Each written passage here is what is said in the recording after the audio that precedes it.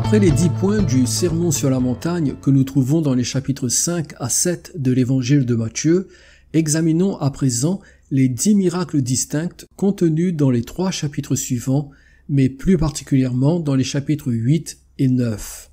Premièrement, la purification du lépreux, chapitre 8, versets 1 à 4. Deuxièmement, la guérison du serviteur paralysé du centurion, chapitre 8, versets 5 à 13. Troisièmement, la guérison de la belle-mère fiévreuse de Pierre, chapitre 8, versets 14 et 15. Quatrièmement, l'apaisement de la tempête, chapitre 8, versets 23 à 27. Cinquièmement, la guérison des 2 démoniaques, chapitre 8, versets 28 à 34. Sixièmement, la guérison de l'homme paralysé, chapitre 9, versets 1 à 8. Septièmement, la guérison de la femme atteinte d'hémorragie, chapitre 9, versets 20 à 22. Huitièmement, la résurrection de la fille d'un chef de synagogue, chapitre 9, versets 23 à 26. Neuvièmement, la guérison des 2 aveugles, chapitre 9, versets 27 à 31. Dixièmement, la guérison du démoniaque muet, chapitre 9, versets 32 à 34. Dans ces 3 chapitres, il y a aussi 2 affirmations générales sur le ministère miraculeux de Jésus. Matthieu chapitre 8, verset 16, « Le soir, on amena auprès de Jésus plusieurs démoniaques, il chassa les esprits par sa parole, et il guérit tous les malades. » Matthieu chapitre 9, verset 35, « Jésus parcourait toutes les villes et les villages, enseignant dans les synagogues, prêchant la bonne nouvelle du royaume, et guérissant toute maladie et toute infirmité. » S'il n'y a pas de miracle distinct de Jésus dans le 10e chapitre, nous y trouvons la transmission de l'ordre et du pouvoir d'accomplir des miracles à ses disciples. Matthieu chapitre 10, verset 1er, « Puis, ayant appelé ses 12 disciples, il leur donna le pouvoir de chasser les esprits impurs et de guérir toute maladie et toute infirmité. » Matthieu chapitre 10, verset 8, « Guérissez les malades, ressuscitez les morts, purifiez les lépreux, chassez les démons, vous avez reçu gratuitement, donnez gratuitement. » Cependant, aucun exercice particulier de ce pouvoir aux disciples n'est relaté, de sorte que notre attention reste fixée sur les 10 miracles accomplis par Jésus. Y a-t-il quelque chose de particulièrement significatif à leur sujet? Absolument. Nous pouvons dire qu'ils sont représentatifs et complets. Les 3 premiers miracles forment un groupe. Puis, il y a une pause dans laquelle le Seigneur répond à certains disciples potentiels qui ont été enthousiasmés par ses œuvres puissantes. Matthieu chapitre 8, versets 18 à 22. Les 3 miracles suivants forment un autre groupe. Il y a ensuite une autre pause au cours de laquelle Jésus répond aux pharisiens et aux disciples de Jean-Baptiste, Matthieu chapitre 9, du verset 9 au verset 17. Les 4 derniers miracles se suivent et forment un autre groupe. Voici ce que nous pouvons dire sur ces 3 groupes. Les 3 premiers miracles montrent la puissance du Seigneur sur des maladies physiques fonctionnelles qui affectent tout le corps, à savoir la lèpre, la paralysie et la fièvre. Les 3 miracles suivants montrent la puissance du Seigneur dans les domaines naturels, spirituels et psychiques.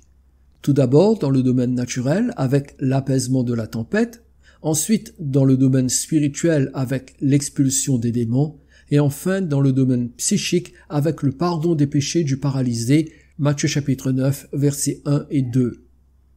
Pour finir, les 4 derniers miracles montrent la puissance du Seigneur sur les affections locales et les destructions organiques du corps, à savoir l'hémorragie, la cécité, le mutisme et la mort. L'effet produit par le premier groupe a été le désir ardent chez certains de suivre Jésus, comme l'indique Matthieu chapitre 8 verset 19. Un scribe s'approcha et lui dit « Maître, je te suivrai partout où tu iras. » L'effet du second groupe s'exprime par la crainte et la glorification de Dieu, comme l'indique Matthieu chapitre 9 verset 8. Quand la foule vit cela, elle fut saisie de crainte et elle glorifia Dieu qui a donné aux hommes un tel pouvoir. L'effet du troisième groupe, c'est l'étonnement de la foule, comme l'indique Matthieu chapitre 9 verset 33, le démon ayant été chassé, le muet parla, Et la foule étonnée disait « Jamais pareille chose ne s'est vue en Israël ». Ces 10 miracles sont choisis parmi la multitude que le Seigneur a accomplie en raison d'une caractéristique remarquable attachée à chacun d'entre eux. Dans le premier groupe, nous sommes informés de quelque chose de remarquable que Jésus lui-même a fait.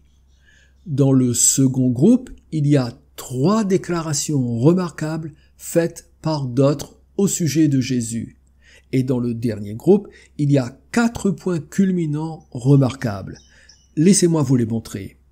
Tout d'abord, les 3 choses remarquables que Jésus lui-même a faites. Premièrement, il a touché un lépreux considéré comme un intouchable. Deuxièmement, il a guéri le serviteur paralysé à distance par une seule parole. Troisièmement, il a anéanti la fièvre par un simple contact sur la main. Ensuite, les 3 déclarations remarquables faites par d'autres sont: premièrement, quand Jésus a apaisé la tempête, les disciples présents dans la barque réagirent ainsi. « Quel est celui-ci, disait-il, à qui obéissent même les vents et la mer ?» Matthieu chapitre 8, verset 27. Deuxièmement, quand Jésus posa les pieds dans la région de Gadara, les démons eurent tellement peur qu'ils s'écrièrent: « Qu'y a-t-il entre nous et toi, Fils de Dieu? Es-tu venu ici pour nous tourmenter avant le temps ?» Matthieu chapitre 8, verset 29. Troisièmement, quand Jésus prononça le pardon des péchés sur l'homme paralysé, les scribes se mirent à l'accuser intérieurement en disant « Cet homme blasphème » Matthieu chapitre 9, verset 3. Et enfin, les 4 points culminants remarquables. Premièrement, dans la guérison de la femme souffrant d'hémorragie en touchant simplement le vêtement de Jésus, il y a le point culminant qu'il n'était pas un simple agent de guérison, mais qu'il était lui-même la source et la plénitude de la puissance vivifiante de guérison. Deuxièmement, la résurrection de la fille du chef de la synagogue est le point culminant de la puissance du Fils de Dieu sur la mort, ici et maintenant. Troisièmement, la guérison des 2 aveugles est le point culminant que la foi en Christ permet à l'impossible de s'accomplir. Les 2 aveugles n'avaient jamais vu Jésus et n'avaient jamais été les témoins oculaires d'une seule guérison, mais ils ont cru et ont reçu leur miracle. Quatrièmement, et enfin, lors de la guérison du démoniaque muet, l'accent est mis sur le fanatisme aveugle des pharisiens dans Matthieu chapitre 9, verset 34. Mais les pharisiens dirent, c'est par le prince des démons qu'il chasse les démons. Leur verdict blasphématoire face au miracle de Jésus est le point culminant de leur incrédulité.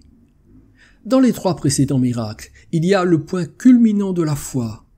La foi de la femme que le simple fait de toucher le vêtement de Jésus lui apportera la guérison.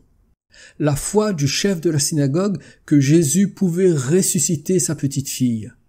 La foi des 2 aveugles qui confessent croire que Jésus peut les guérir de leur cécité. Matthieu chapitre 10, verset 28. Mais ici, chez ces pharisiens, nous voyons le point culminant de l'incrédulité. Car ils osent attribuer les guérisons pleines de grâce de Jésus à une complicité avec Satan. Alors oui, ces 10 miracles sont représentatifs de la perfection du Seigneur et de l'effet contrasté produit sur les hommes. Que le Seigneur vous bénisse, je vous dis à bientôt.